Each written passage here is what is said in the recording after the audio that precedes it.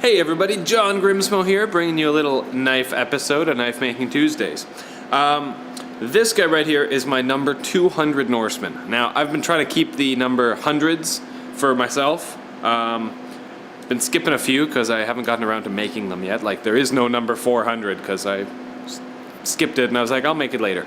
Never got around to making on it. Working on number 500 right now, which will be kind of cool. We're going to keep that. Anyway, so my number 200, I put a lot of use into this. I carried it a lot. Love this guy. Damasteel blade, which Eric is very jealous of.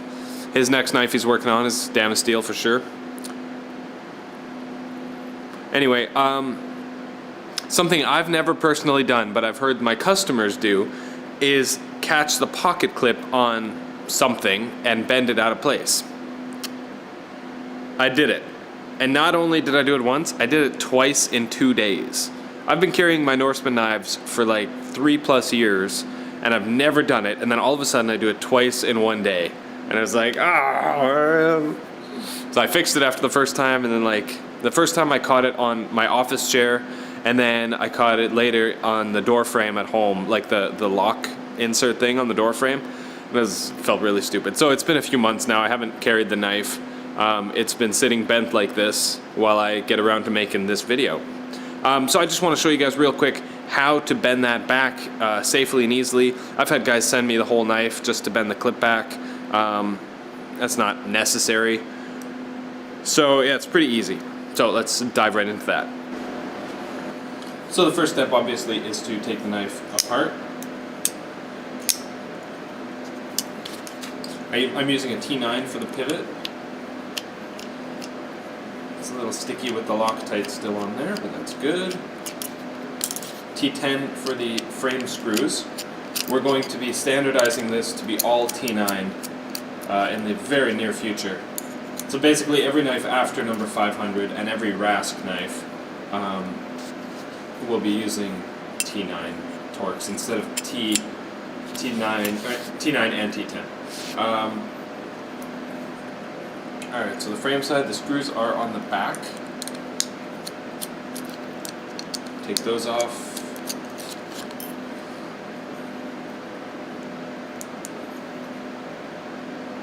And it does pop into place, so see there's a little locating boss right there. So a couple ways you could do this. You could put some, like a towel in some vice grips, grip it here and just bend it back with your hand. You need leverage. You don't want to bend it here by going like this. You want to bend it where it bent, right there, and I don't have enough strength and leverage to hold on to it like that. So you could use pliers or whatever, just don't scratch it up. But easy way I found after bending it the first time was simply put it on the knife upside down and backwards like that.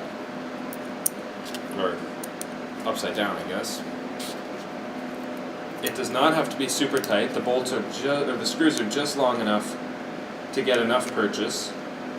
And then you have the same pivot point as where it bent the first time. So as you're bending it, you can kind of force it down like that. Now a lot of people think, you know, they ask me, how do I bend my lock bar right there? How do I bend my clips? Maybe my stuff is just thinner than everybody else's, but it's not that difficult. Titanium has a spring memory, so as you bend it, once you reach a critical point, it'll spring back and hold that point. So you can see already I've straightened out most of the clip just by kind of playing around with it. And you want a little bit of arc, not a lot, just a little bit, so that it's got some spring tension. And you might have to play with it, putting it back and forth a little bit. Yeah, that looks like it might have a little bit of spring to it.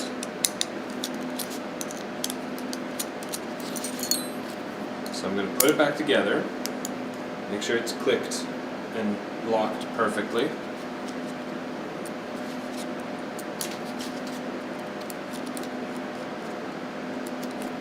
Screw it back in. And then I'm going to feel here. Feel how much, I mean, we've made 500 knives, so we kind of have a feel for it, but that feels about right to me. It's got a little bit of a spring to it, definitely clicks down.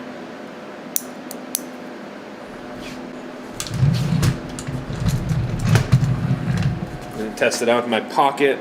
This is our Rask knife, and I have other knives so I can kind of feel and compare.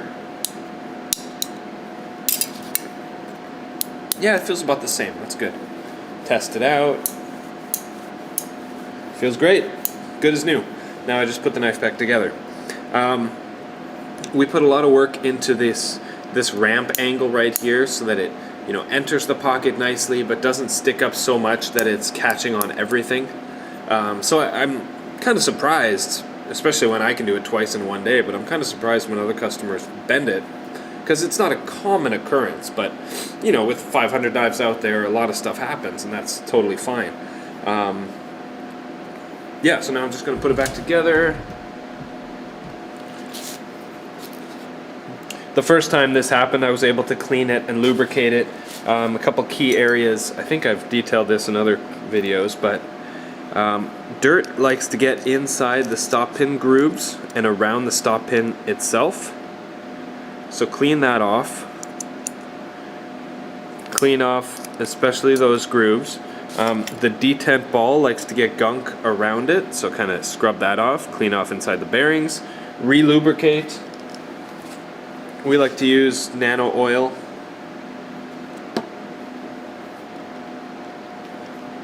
And reassemble. If you feel like it, you can put a little bit of Loctite back on the pivot. Just a tiny little bit. Like what Eric does is he takes a little toothpick and he puts a little bit of Loctite on the toothpick itself, sticks it into the hole there and puts it on the inside of the threads.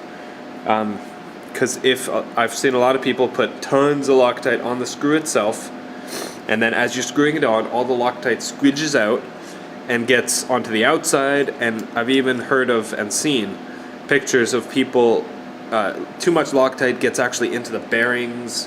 The knife I saw had IKBS, where it's loose ball bearings inside, so there was Loctite in there, and no wonder why the knife wasn't smooth. So yeah, whoa.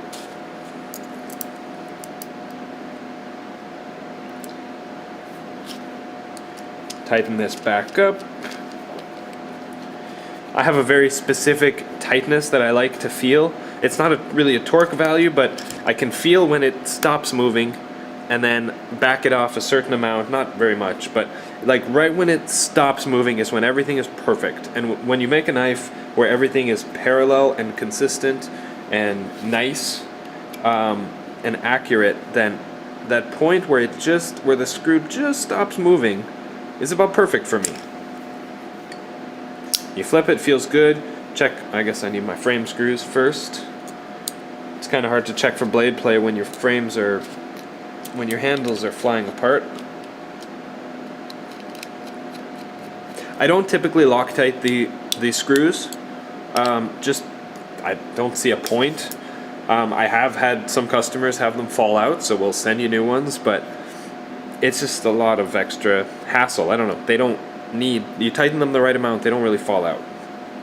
So yeah, I'm going to check for blade play. Absolutely nothing. Free motion, blade falls. Flips great, no blade play. Pocket clip is done.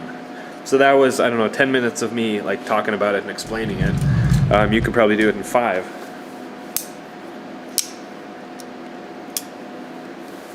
Boom, love it. So the Rask has a similar pocket clip. I'll be honest, in CAD I started with a Norseman clip and I just kind of carved it away and changed it a lot, because why fix something, why change something that works very well? So as you can see, there's a lot of similarities between them.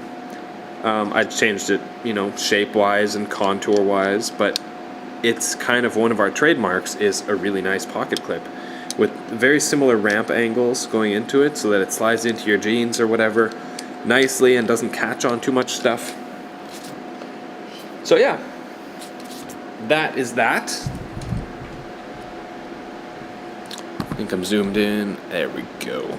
Yeah, so that's, yeah, I can carry this knife again. It's literally been sitting here for like 2 months. I've been looking at it and ignoring it and putting off doing this video or whatever, but I love this knife. Now I get to carry it again. Although we are just about into Rask production. Knife number 1 and 2 are almost done. That's for myself and for Eric. And those are Damascene steel blades, just like this one, but a different pattern. I'm getting the Bjorkman twist pattern, and Eric's is going to be, I believe it's the pattern called Gysinge, like Gysinge, something like that. Very Swedish word. Very cool stuff. So yeah, that wraps up this video. Maybe I'll shoot another one today. Thanks for watching. Bye.